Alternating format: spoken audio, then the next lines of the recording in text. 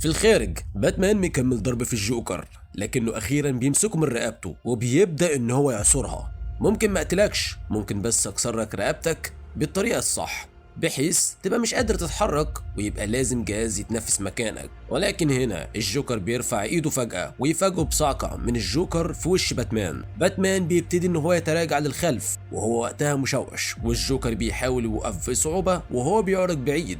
فانا بعشق ده، اخيرا بقت معركة بجد. الجوكر بيقولها بأسنان مكسورة وهو بيتنفس كمان بصعوبة، بس أكيد أنت بتسأل نفسك إزاي وصلنا للنقطة دي.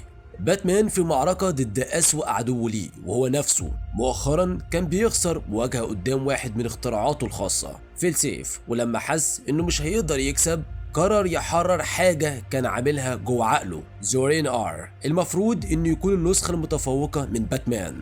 المشكلة هنا بقى انه قرر ان بروس وين هو نقطة الضعف، وان عيلة الوطواط نقطة ضعف، وانه مفيش غير باتمان واحد فقط، ولازم هو اللي ينظف جوثام لوحده حتى لو اضطر يقتل الاشرار بنفسه. فبعد ما الجوكر خلص مشكلته مع نسخة طبق الأصل منه، قرر يواجه باتمان ويطلع النسخة الحقيقية دي. وفعلا زورينار حبسه جوه عقله وقرر ينهي الجوكر للأبد. ودي أحداث باتمان 140 الجزء الثاني من آرك مايند بوم. فخلينا أبسط لك الموضوع. باتمان بيقوم تاني والجوكر بيبتسم ليه وبيمسح الدم من شفايفه. استنيت اللحظة دي بقالي كتير يا بروسي، ان اشوفك متحرر تاني واسمع النغمة الحقيقية دي في صوتك. باتمان، الجوكر بيقولها بضحك خفيفة، ولكن باتمان دلوقتي باصص ليه بنظرة غضب. بروس وين انتهى، اسكت، انا هخلص على هريك ده مرة وللأبد. الجوكر هنا بيبدأ يضحك لكنه فجأة بيجري ناحية المخرج. في نفس الوقت جوه عقله بروس بيواجه زورين ار بتوع المالتيفيرس، النسخ المختلفة من باتمان اللي قابلهم خلال رحلته عبر المالتيفيرس. زورين ار بتاع The Dark Knight Returns بيبتسم ليه وبيقول له ان باتمان عمره ما كان محتاج عيلة، كان محتاج جيش من نفسه. في العالم الحقيقي باتمان بيطارد الجوكر، بيتفادى الفخاخ اللي عملها الجوكر علشان خاطر تبطئه، لكن باتمان فجأة بيقفز من الشباك، بيبتدي يطلق الخطاف بتاعه وبيتأرجح في الهواء مخترق شباك تاني بسرعة وبيلحق الجوكر بره. وهنا بقى لوسي تشينسون واقفة في صدمة شايفة غضب بروس وين الشاب جوه فارس الظلام. باتمان بيدخل من الشباك وهو بيحطم الجوكر. جبان، مفيش هروب مني، اللعبة انتهت دلوقتي، بيقولها وهو بيرمي الجوكر على الأرض وبيبدأ يضربه بقوة.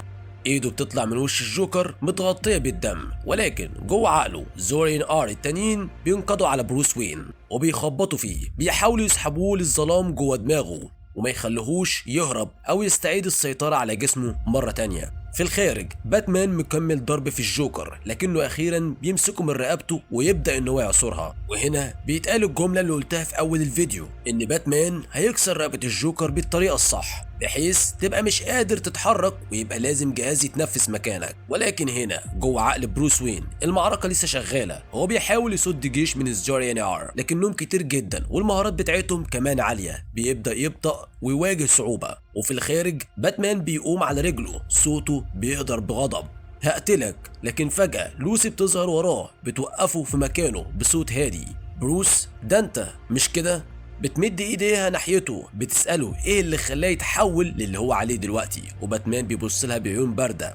انا دلوقتي احسن، اقوى من زمان، بعمل اللي كان المفروض يتعمل. لكنها بتقرب اكتر، بتلمس خده بهدوء وبتهمس. كان جواك ظلام حتى زمان بس مش بالشكل ده. باتمان بيمسك ايديها بقوة وبيقول ليها انت حرامية وانا ما باخدش نصيحة من اي حرامية. ولكن هنا جوه عقله بروس وين بيحاول يطلع للسطح، جسمه بيقع للحظة من الإجهاد. لوسي، لازم تهربي من هنا، الجوكر هيقتلك وأنا محبوس جوه دماغي. لوسي بتقعد جنبه بتمسكه وتحضنه وبصوت هادي بتقوله أنا عارفة حاجة واحدة عنك من كل السنين اللي فاتت، انت عمرك ما كنت محبوس، انت دايما عارف كل طريق دخول وخروج، ولو ما لقيتش بتصنع طريق جديد. بتساعده يقوم لكن باتمان بيقف منتصب من جديد. زورين ار مسيطر عليه تماما، لا انت اللي لازم تمشي، انا في المكان اللي المفروض اكون فيه.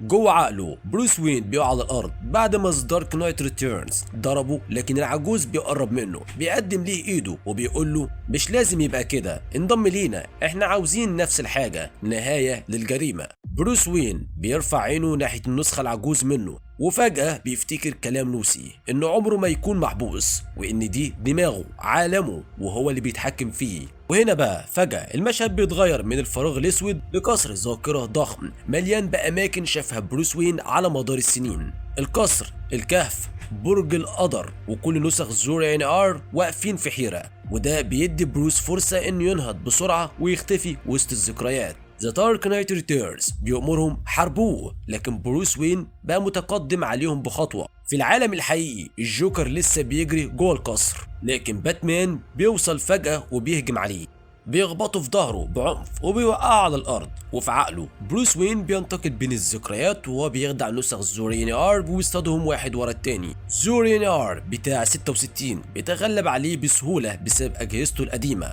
زورين ار بتاع 89 بيهزم لانه مش قادر يحرك راسه اثناء القتال. زورين ار ريدرين بينتهي مصيره على منطقة توماس وين بجانب الكتاب المقدس. ولكن هنا بقى في الخارج زورين ار لسه مسيطر على باتمان وبيشيل الجوكر فوق كتفه ثم بيضربه بقوة على ظهره بركبته، وصوت التكسير بيعلى في القصر المظلم. جوه عقله بروس بيوصل لمواجهته الأخيرة ضد ذا دارك نايت ريتيرنز، لكن العجوز مش كفاية علشان خاطر يهزمه، وبروس وين مش مجرد باتمان، بيتفادى ضرباته وبيهجم عليه بقوة وبيوقعه على الأرض وبيبقى المنتصر.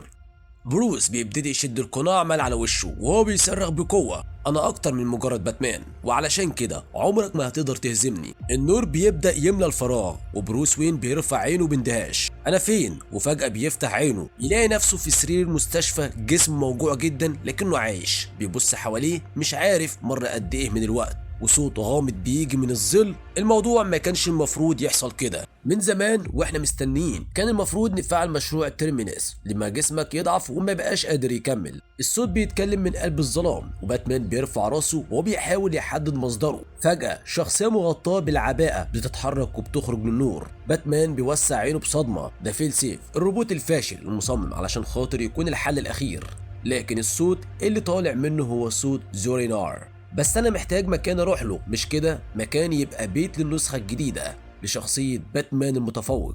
فيل سيف بيتكلم بصوت زورينار وبيبص لباتمان بابتسامة باردة.